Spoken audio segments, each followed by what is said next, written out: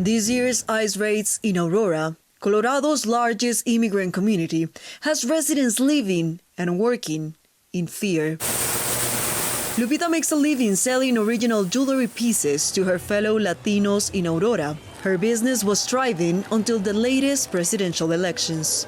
She explains that one day in February, her business was suddenly deserted. Not a single client in sight. She and other business owners sat together in an empty shopping mall, asking one another what was going on. Suddenly, people weren't leaving their homes. They were scared to go out. The reason? An Immigration and Customs Enforcement, ICE, raid right across from her shopping mall. That first wave of fear when we were having ICE raids across the street from us at the apartments, that was crippling, and it totally stunted our business. Isabel is the general manager of La Plaza, the commercial mall on Chambers and Colfax, created to support Latino small businesses and to give the Spanish-speaking community a piece of their countries in the United States. The Plaza has been open for 2 years now. Our first year was tremendous. Very, very exciting for this community to finally be open after so many years of waiting. And then the election came by, and there was a lot of fear centered around that, especially being a Hispanic and Latino marketplace. That's 90% of our demographic. So we felt it here very, very hard.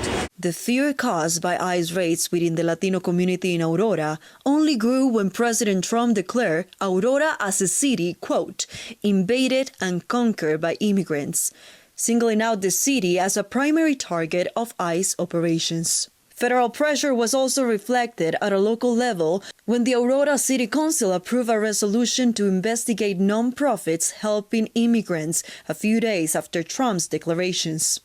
So when the raids began in February, there was no apparent aid to ease the fear in the immigrant community. Nomás por el color de nuestra piel. They are discriminating against us only because of the color of our skin, explains this resident. He says the raids have caused fear in the whole community, documented or undocumented. He has witnessed how fear has kept many kids from his daughter's school from attending classes, and how many adults are even scared to go to work or church.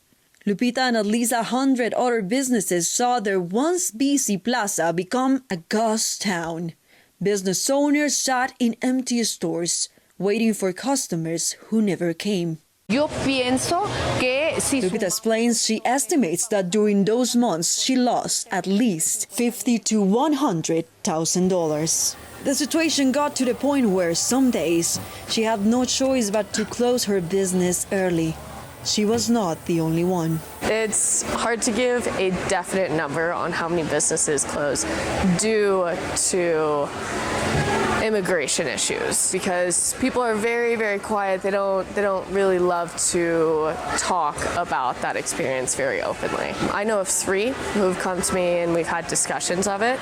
Other businesses have had to close due to other reasons, financial reasons, moving states. But we had a very, very low turnaround rate our first year of being open. I only had 3 vendors leave, and this year I have quadrupled that. So that's very hard to see. Around March and April, the fear started to subside and patrons slowly returned to the stores. It varies week by week. If there is a news story about an ICE raid close to over here, if there's something posted on social media close over here, that week will be dead. But then we'll have an event, we'll play a band, we'll bring in a mariachi, a baile folklorico, and people will come out again. And they'll see, they're like, oh, I love being with my community. This doesn't have to be a scary thing for me to come out. La Plaza is safe. Plaza can be a home.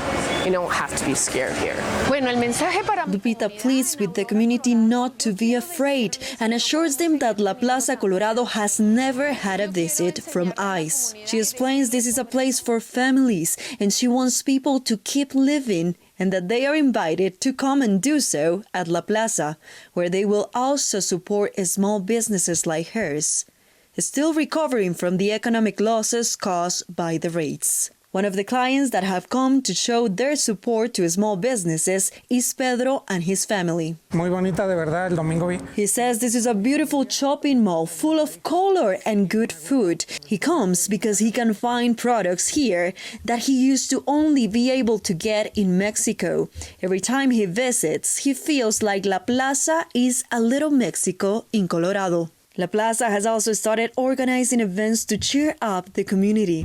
Their first Fiestas Patrias celebration drew thousands of people to dance and eat while celebrating Mexican culture. Here at La Plaza, Colorado, we are comprised of 168 vendor stalls with 92 businesses inside. 50% of those businesses are Latino female owned. We are majority Mexican Hispanic. However, we have cultures from Colombia, El Salvador, all over South America, and all over Latin America. We also have a 24-kitchen food hall. We are going to be the largest Mexican and Latin food hall in the United States. Also, we have a salon and a barber shop, a play system, and an arcade for your kids. That being said, La Plaza, Colorado, we have everything that you could want.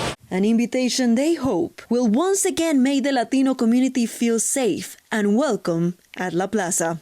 For the local Colorado, I'm Libertad Pedraza in Aurora.